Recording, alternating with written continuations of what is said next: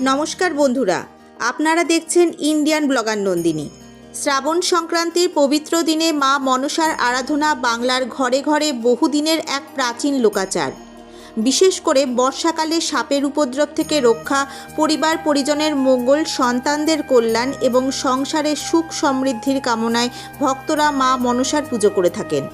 আগামীকাল অর্থাৎ 18ই আগস্ট 2026 মঙ্গলবার শ্রাবণ সংক্রান্তি।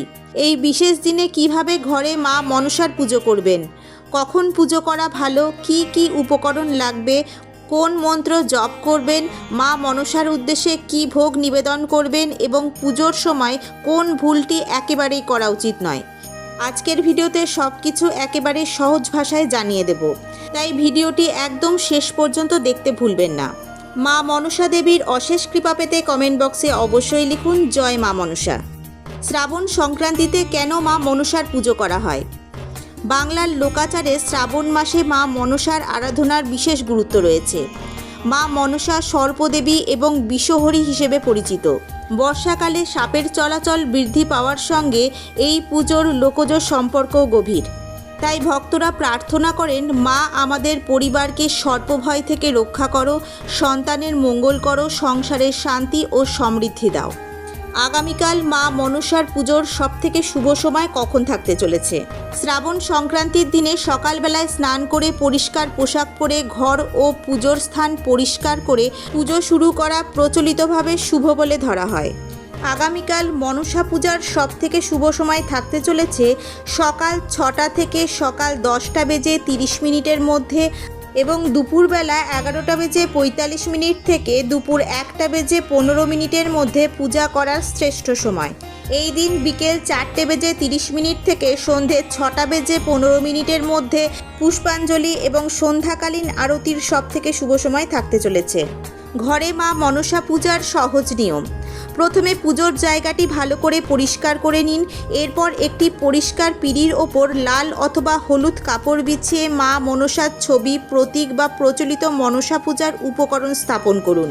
অনেক জায়গায় শীচ গাছের ডাল, ঘট অথবা সর্পচিহ্নিত ঝাঁপি ব্যবহার করে মনসা পূজার প্রচলন রয়েছে, তবে সব পরিবারে একই নিয়ম নয়। এরপর প্রথমে গণেশ বন্দনা করুন, তারপর ঘট স্থাপন করে জল, আম পাতা ও নারকেল দিয়ে ঘট সাজাতে পারেন। ধূপ প্রদীপ জ্বালিয়ে মা মনসাকে স্মরণ করুন। মাকে ফুল, দূর্বা, চন্দন, সিন্দুর, ফল এবং মিষ্টি নিবেদন করুন। এরপর মনসা দেবীর মন্ত্র জপ করে পুষ্পাঞ্জলি দিন। সর্বশেষে মনসার পাঁচালী বা ব্রতকথা পাঠ বা শ্রবণ করে মায়ের কাছে পরিবারের সকলের মঙ্গল কামনায় প্রার্থনা করুন। পূজায় কি কি উপকরণ লাগবে? ঘরে সাধারণভাবে মনসা পূজা করতে সাধারণত রাখতে পারেন মা মনসার ছবি বা প্রতীক, পিঁড়ি ও পরিষ্কার কাপড়, ঘট, জল বা গঙ্গা জল, আম পাতা, নারকেল, ধূপ, প্রদীপ, চন্দন, সিন্দুর, আতপ চাল, দূর্বা, বিভিন্ন ফুল, ফল, মিষ্টি, দুধ, কলা, পান, সুপারি, নৈবেদ্য ও ভোগের সামগ্রী। তবে মনে রাখবেন, প্রতিটি অঞ্চলে মনসা পূজার উপকরণের তালিকা এক নয়, তাই আপনার পরিবারের পুরনো রীতি থাকলে সেটিই অগ্রাধিকার দিন। মা মনসার প্রিয় ফুল কি? মনসা পূজায় বিভিন্ন অঞ্চলে বিভিন্ন ফুল ব্যবহারের রীতি রয়েছে। সহজভাবে জবা, অপরাজিতা, গাঁদা বা স্থানীয়ভাবে প্রচলিত পরিষ্কার ফুল নিবেদন করতে পারেন। সবচেয়ে গুরুত্বপূর্ণ হলো ফুলটি যেন পরিষ্কার ও সতেজ হয় এবং ভক্তিভরে নিবেদন করা হয়। মনে রাখবেন, শুধু একটি নির্দিষ্ট ফুল না পেলেই মা মনসার পুজো অসম্পূর্ণ হয়ে যায় এমন কথা সর্বত্র প্রযোজ্য নয়। মা মনসার প্রিয় ফল ও ভোগ। মাকে নিবেদন করতে পারেন কলা, নারকেল, পেয়ারা, আপেল, আঙ্গুর সহ মরশুমি ফল। ভোগ হিসেবে রাখতে পারেন দুধ, কলা, মিষ্টি, বাতাসা, ক্ষীর, পায়েস অথবা পরিবারের প্রচলিত নিরামিষ নৈবেদ্য। মা মনসার মন্ত্র।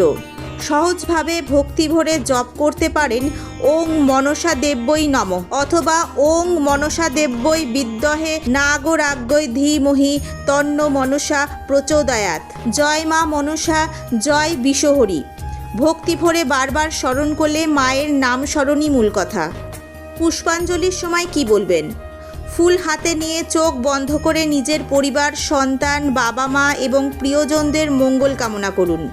তারপর বলুন, হে মা মনসা, হে বিশ্বহরি, আমাদের পরিবারকে সকল অমঙ্গল ও সর্পভয় থেকে রক্ষা করো। সকলের সুস্বাস্থ্য, শান্তি, মঙ্গল ও সমৃদ্ধি দাও। জয় মা মনসা। এরপর ফুল মায়ের চরণে অর্পণ করুন। মনসা পূজায় এই ভুলটি কোনোভাবেই করবেন না। এখানে একটি বিষয় খুবই গুরুত্বপূর্ণ। অনেক জায়গায় লোকবিশ্বাস রয়েছে যে মা মনসার পূজার সময় সাপকে দুধ খাওয়াতে হয়, কিন্তু জীবন্ত সাপকে ধরে এনে দুধ খাওয়ানো একেবারেই করবেন না। সাপের জন্য দুধ স্বাভাবিক খাদ্য নয়। সাপকে ধরতে যাওয়া বা কাছে গিয়ে দুধ খাওয়ানোর চেষ্টা করলে মানুষ এবং সাপ দুজনেরই বিপদ হতে পারে। তাই মাকে দুধ নিবেদন করতে চাইলে পাত্রে দুধ রেখে নৈবেদ্য হিসেবে নিবেদন করুন। মায়ের পূজা কখনোই এমন কোনো কাজ শেখায় না যার ফলে প্রাণী ও মানুষের ক্ষতি হতে পারে। আরও একটি কথা, এই ভুল করলে নিশ্চিত সর্বনাশ হবে। এই ভয় দেখানো বিশ্বাসযোগ্য এবং ধর্মীয় নির্দেশ নয়, বরং শ্রদ্ধা, শুচিতা, অহিংসা ও নিরাপত্তা বজায় রাখাই সবচেয়ে গুরুত্বপূর্ণ। পূজার শেষে কি করবেন? পূজার শেষে মায়ের কাছে প্রার্থনা করুন, মা, আমার অজান্তে যদি কোনো ভুল হয়ে থাকে ক্ষমা করো। আমাদের পরিবারে শান্তি দাও, সকলকে সুস্থ রাখো এবং তোমার আশীর্বাদ আমাদের ওপর রাখো। তারপর প্রসাদ পরিবারের সকলের মধ্যে ভাগ করে দিন। সম্ভব হলে এই দিনে দরিদ্র মানুষকে খাবার এবং প্রয়োজনীয় সামগ্রী দান করতে পারেন। মায়ের কাছে নিজের জন্য নয়, সকলের মঙ্গল কামনা করুন। আপনাদের ঘরেও যদি শ্রাবণ সংক্রান্তিতে মা মনসার পূজা হয়ে থাকে, কমেন্টে অবশ্যই লিখুন জয় মা মনসা। আর এমন আরও বাংলার পুজো পার্বণ, ব্রত, নিয়ম, আচার সম্পর্কে জানতে ইন্ডিয়ান ব্লগার নন্দিনী চ্যানেলটি অবশ্যই সাবস্ক্রাইব করে পাশে থাকা বেল আইকনটি প্রেস করুন। আজকের মতো এখানেই শেষ করছি। মা মনসা সকলের মঙ্গল করুন। জয় মা মনসা, জয় বিশ্বহরি। নমস্কার।